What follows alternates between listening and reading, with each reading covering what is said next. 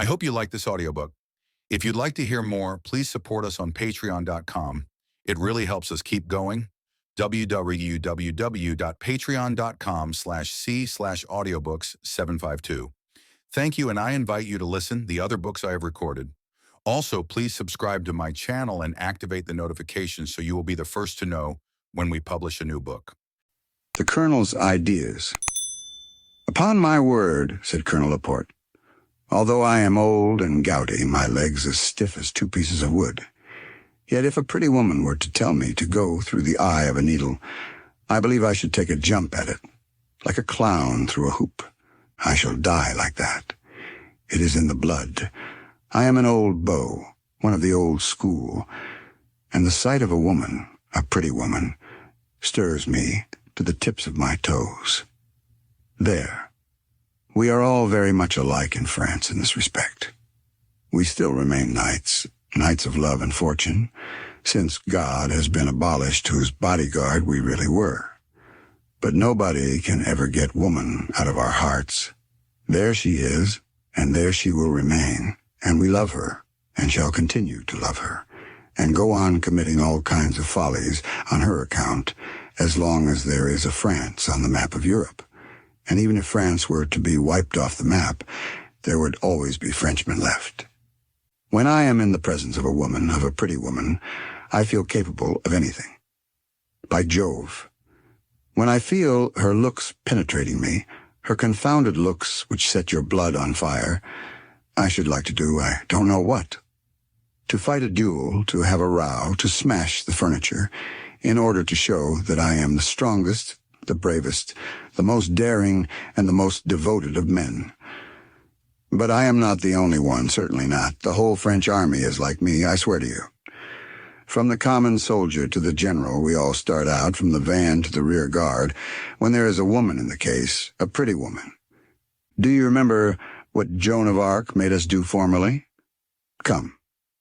I will make a bet that if a pretty woman had taken command of the army on the eve of Sedan, when Marshal MacMahon was wounded, we should have broken through the Prussian lines, by Jove, and had a drink out of their guns. It was not a Trochu, but a Sainte Genevieve who was needed in Paris, and I remember a little anecdote of the war which proves that we are capable of everything in presence of a woman. I was a captain, a simple captain at the time, and I was in command of a detachment of scouts who were retreating through a district which swarmed with Prussians. We were surrounded, pursued, tired out, and half dead with fatigue and hunger, but we were bound to reach Bar-sur-Ain before the morrow, otherwise we should be shot, cut down, massacred. I do not know how we managed to escape so far. However, we had 10 leagues to go during the night, 10 leagues through the night, 10 leagues through the snow, and with empty stomachs, and I thought to myself, it is all over. My poor devils of fellows will never be able to do it. We had eaten nothing since the day before, and the whole day long we remained hidden in a barn, huddled close together, so as not to feel the cold so much, unable to speak or even move, and sleeping by fits and starts, as one does when worn out with fatigue. It was dark by 5 o'clock, that wan darkness of the snow, and I shook my men. Some of them would not get up. They were almost incapable of moving or of standing upright. Their joints were stiff from cold and hunger. Before us there was a large expanse of flat, bare country, and the snow was still falling like a curtain in large, white flakes, which concealed everything under a thick, frozen coverlet. A coverlet of frozen wool. One might have thought that it was the end of the world. "Come, my lads, let us start." They looked at the thick white flakes that were coming down, and they seemed to think, "We have had enough of this. We may just as well die here." Then I took out my revolver and said, "I will shoot the first man who flinches." And so they set off, but very slowly, like men whose legs were of very little use to them, and I sent 4 of them 300 yards ahead to scout, and the others followed pell-mell, walking at random and without any order. I put the strongest in the rear, with orders to quicken the pace of the sluggards with the points of their bayonets in the back. The snow seemed as if it were going to bury us alive. It powdered our keepies and cloaks without melting, and made phantoms of us, a kind of specters of dead, weary soldiers. I said to myself, we shall never get out of this except by a miracle. Sometimes we had to stop for a few minutes on account of those who could not follow us, and then we heard nothing except the falling snow, that vague, almost undiscernible sound made by the falling flakes. Some of the men shook themselves, others did not move, and so I gave the order to set off again. They shouldered their rifles, and with weary feet we resumed our march, when suddenly the scouts fell back. Something had alarmed them. They had heard voices in front of them. I sent forward 6 men and a sergeant, and waited. All at once a shrill cry, a woman's cry, pierced through the heavy silence of the snow, and in a few minutes they brought back 2 prisoners, an old man and a girl, whom I questioned in a low voice. They were escaping from the Prussians who had occupied their house during the evening and had got drunk. The father was alarmed on his daughter's account, and without even telling their servants, they had made their escape in the darkness. I saw immediately that they belonged to the better class. I invited them to accompany us, and we started off again, the old man who knew the road acting as our guide. It had ceased snowing, the stars appeared, and the cold became intense. The girl, who was leaning on her father's arm, walked unsteadily as though in pain, and several times she murmured, "I have no feeling at all in my feet," and I suffered more than she did to see that poor little woman dragging herself like that through the snow. But suddenly she stopped and said, "Father, I am so tired that I cannot go any further." The old man wanted to carry her, but he could not even lift her up, and she sank to the ground with a deep sigh.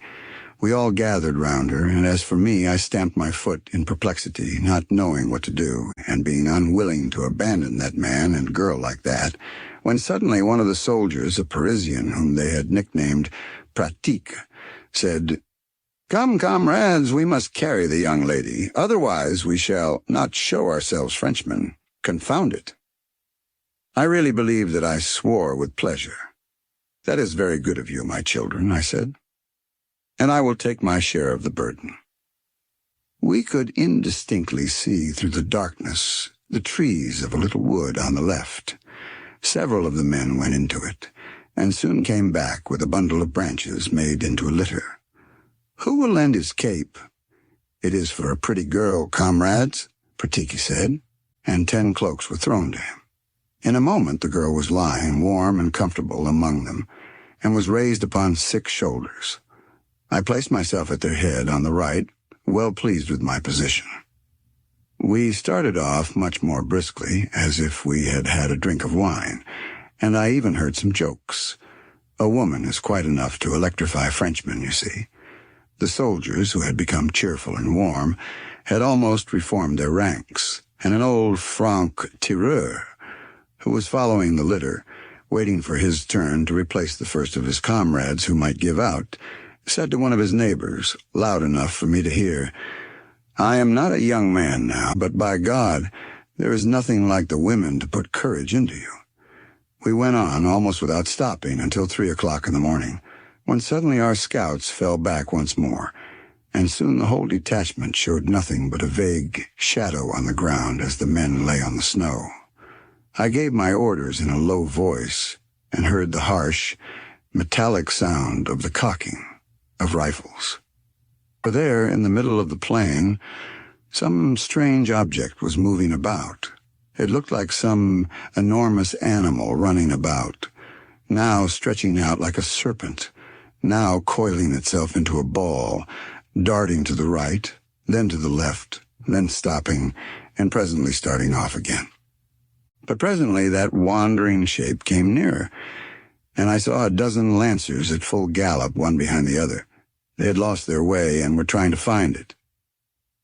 They were so nearby that time that I could hear the loud breathing of their horses. the clinking of their swords and the creaking of their saddles, and cried, "Fire!" 50 rifle shots broke the stillness of the night. Then there were 4 or 5 reports, and at last one single shot was heard. And when the smoke had cleared away, we saw that the 12 men and 9 horses had fallen. 3 of the animals were galloping away at a furious pace, and one of them was dragging the dead body of its rider, which rebounded violently from the ground. His foot had caught in the stirrup. One of the soldiers behind me gave a terrible laugh and said, "There will be some widows there." Perhaps he was married, a third added. It did not take long. A head emerged from the litter. "What is the matter?" she asked. "Are you fighting?" "It is nothing, mademoiselle," I replied. "We have got rid of a dozen Prussians." "Poor fellows," she said. But as she was cold, she quickly disappeared beneath the cloaks again, and we started off once more. We marched on for a long time, and at last the sky began to grow lighter. The snow became quite clear, luminous and glistening, and a rosy tint appeared in the east. Suddenly a voice in the distance cried, "Who goes there?" The whole detachment halted, and I advanced to give the countersign.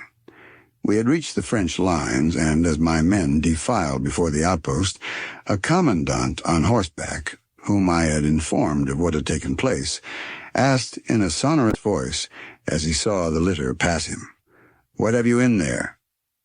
And immediately a small head covered with light hair appeared, disheveled and smiling, and replied, "It is I, monsieur." At this the men raised a hearty laugh, and we felt quite light-hearted, and while Pratique, who was walking by the side of the litter, waved his kepi and shouted, "Vive la France!" And I felt really affected. I do not know why, except that I thought it a pretty and gallant thing to say.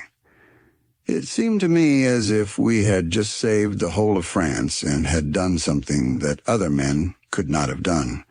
Something simple and really patriotic. I shall never forget that little face, you may be sure. And if I had to give my opinion about abolishing drums, trumpets, and bugles, I should propose to replace them in every regiment by a pretty girl, and that would be even better than playing the Marseillaise. By Jove, huh? It would put some spirit into a trooper to have a Madonna like that, a live Madonna by the colonel's side. He was silent for a few moments and then continued with an air of conviction and nodding his head. "All the same, we are very fond of women, we Frenchmen." I hope you like this audiobook. If you'd like to hear more, please support us on patreon.com. It really helps us keep going. www.patreon.com/c/audiobooks752. Thank you, and I invite you to listen the other books I have recorded. Also, please subscribe to my channel and activate the notifications so you will be the first to know when we publish a new book.